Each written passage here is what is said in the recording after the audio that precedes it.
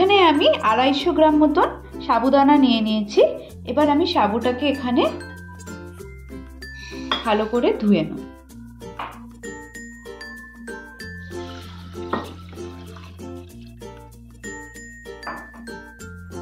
ভালোভাবে সাবুটাকে আমাকে ধুয়ে নিতে হবে প্রথমে আগে।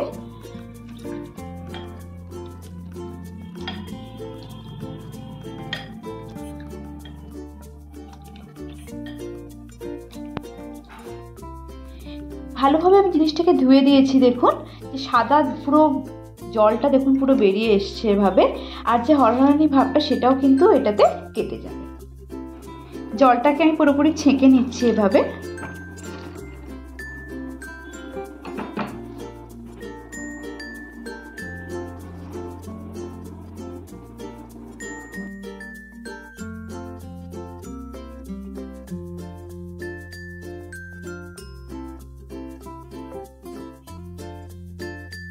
ভালোভাবে আমি ছেঁকে নিয়েছি দেখুন জলটাকে। এবার আমি এটাকে একটা পাত্রের মধ্যে ঢেলে নিলাম। এরপর এক বাটি, যে বাটিতে আপনারা সাবুটাকে নিয়েছেন সেই একই মেজারমেন্টে কিন্তু আপনাদের জলটা নিয়ে নিতে হবে। আমি যেরকম এখানে 1 বাটি মতো সাবুটা দানাটা নিয়েছিলাম সেই 1 বাটি মতনই আমি জলটাকে ভিজিয়ে দিলাম। খুব বেশি জলের মাত্রা যেন না হয়ে যায়। সাবুর টিকিয়া বানাবার জন্য তাহলে আমি এখানে নিয়ে নিয়েছি যে সাবুটাকে আমি ভিজিয়ে রেখেছিলাম, সেটা দেখুন খুব ঝরঝরে হয়ে আছে এবং এই জলটা পুরোটাই কিন্তু এটা অ্যাবজর্ব করে নিয়েছে। এখানে আমি এই সাবুটাকে পুরোটা ঢেলে দিলাম। এরপর আমি এখানে সেদ্ধ করা কিছু আলুকে একটু হালকা করে স্ম্যাশ করে নিয়েছি। এই আলুটাকেও আমি এর মধ্যে পুরোটাকে দিয়ে দিলাম। এরপর এখানে আমি কুচো করা ধনেপাতা রেখে দিয়েছিলাম, সেই কুচো করা ধনেপাতা আমি এর মধ্যে দিয়ে দিলাম। ধনেপাতা কিন্তু যে কোনো রান্নাতেই খুব সুন্দর একটা টেস্ট এনে দেয়। আর এখানে আমি কুচো করা কাঁচা লঙ্কাও রেখে দিয়েছি। কুচো করা কাঁচা লঙ্কা আপনারা কিন্তু অবশ্যই এটাকে আপনাদের যতটা ঝাল ভালো লাগে সেই ঝাল অনুসারে আপনারা দেবেন। এবার আমি এটাকে একটু হালকা করে একটুখানি মেখে নিচ্ছি আগে। এখন আমি কিন্তু পুরোটা একসাথে ম্যাশ করব না, শুধু মিক্স করে নিচ্ছি। এরপর আমি এখানে একে একে মশলাগুলোকে অ্যাড করব। এর মধ্যে দিয়ে দেব গোটা জিরে। এটা আমার 1 টেবিল স্পুন মতন আছে, গোটা জিরে দিয়ে দিলাম। এখানে আমি গরম মশলা নিয়েছি, এটা কিন্তু অপশনাল, আপনারা দিতেও পারেন নাও দিতে পারেন। এটাও আমি 1 টেবিল স্পুন মতন ব্যবহার করে নিলাম। আর আমি এখানে নিয়ে নেব স্বাদ মতো নুন। আমি এখানে 2 টেবিল স্পুন মতো নুন নিয়ে নিচ্ছি। আর সামান্য একটু স্বাদ মতন আমি চিনিও দিয়ে দিলাম, এটা আমি 1 টেবিল স্পুন মতন নিয়ে নিলাম। এবার আমি এটাকে আর একটু ভালোভাবে এভাবে আলগা হাতে এটাকে একটু মিক্স করে নিচ্ছি। এবার আমি এটাকে মিক্স করে নিচ্ছি। মিক্স করে এটাকে আমি এভাবে কিন্তু একটুখানি প্রেসার দিয়ে আপনাদের জিনিসটাকে মেখে নিতে হবে।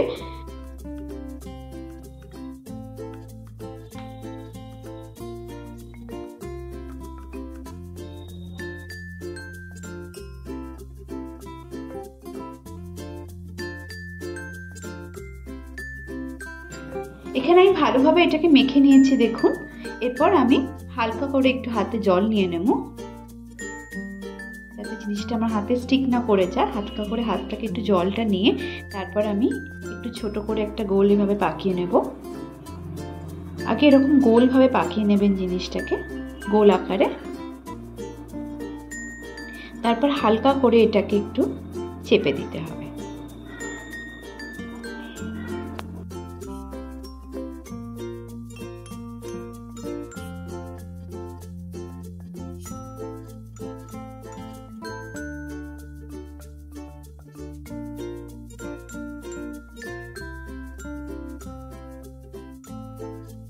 দেখুন আমি এইভাবে সবকটাকে বানিয়ে নিয়েছি, একদম কিন্তু এটা বসে গেছে। এবার আমি এটাকে অন্তত 10 থেকে 15 মিনিট এভাবে ছেড়ে রাখবো যাতে আরো জিনিসটা বসে যায়। তারপরে আমি এটাকে ফ্রাই করে নেব। সাবুর টিকিয়াগুলোকে এবার আমি ফ্রাই করে নেব। গ্যাস আমি অন করে দিয়েছি, গ্যাসটা একটু হিট হয়ে গেছে। এবার আমি এখানে 2 টেবিল স্পুন মতন একটু ঘি দিয়ে দিচ্ছি। এটা আপনারা পুরোটাই কিন্তু ঘিও করতে পারেন, কোনো অসুবিধে নেই, তাতে টেস্ট আরোই সুন্দর হবে। আর আমি সামান্য মতন এর মধ্যে নিয়ে নেব সাদা তেল।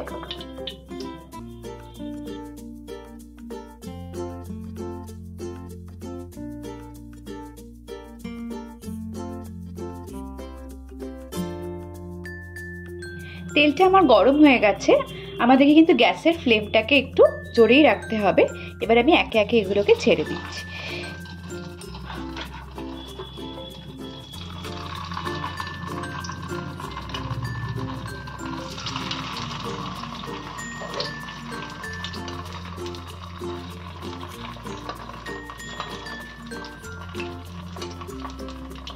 সাইড আমাদের এভাবে 2 থেকে 3 মিনিট আমাদের এটাকে ঘাঁটিয়ে দিলে চলবে না, এটাকে নাড়াচাড়া করলে চলবে না।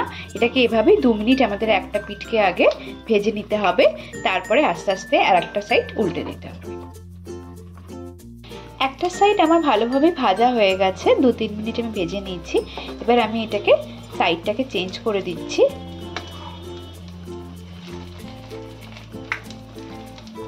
খুব বেশি কড়া কড়া কিন্তু এগুলো ভাজা হয় না, আমি এতটা মতনই ভাজা রাখবো। দেখুন,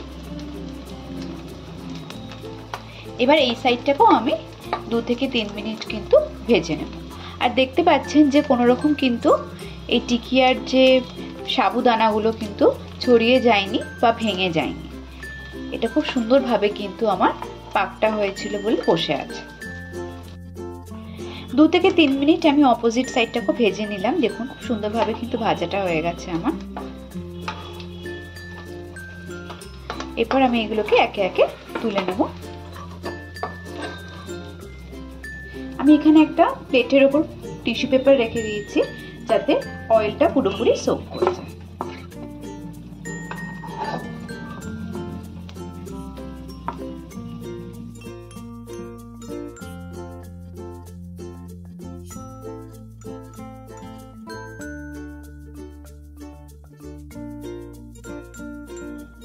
বাকিগুলো আমি এভাবেই ভেজে নিচ্ছি।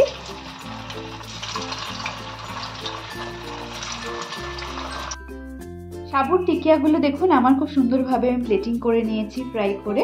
এটা আপনারা সসের সাথে খেতে পারেন। আপনাদেরকে আমি একটু দেখিয়ে দিই, খুব মুচমুচে হয়েছে, কিন্তু দেখতেই পাচ্ছেন খুব সুন্দর কিন্তু মুচমুচে হয়েছে। এবং আমি ভেতরটা খুব ভালো করে একটু ভেঙে দেখিয়ে দিই আপনাদেরকে। দেখতেই পাচ্ছেন ভেতরটাও কিন্তু খুব ভালো সেদ্ধ হয়ে গেছে। তাহলে আপনারা দেখতেই পেলেন যে কত মুচমুচে কিন্তু এটা ভাজা হয়েছে এবং ভেতরটাও খুব সুন্দরভাবে কিন্তু সেদ্ধ হয়ে গেছে। এই রান্নাটা কিন্তু এই প্রসেসে যদি আপনারা বানিয়ে নেন, আমার তার জন্য কিন্তু পুরো ভিডিওটা আপনাদের দেখে নিতে হবে। আমি স্টেপ বাই স্টেপ কিন্তু আপনাদের দেখিয়ে দিয়েছি। সাবুর টিকিয়া কিন্তু খুব সহজেই আমাদের হয়ে গেল।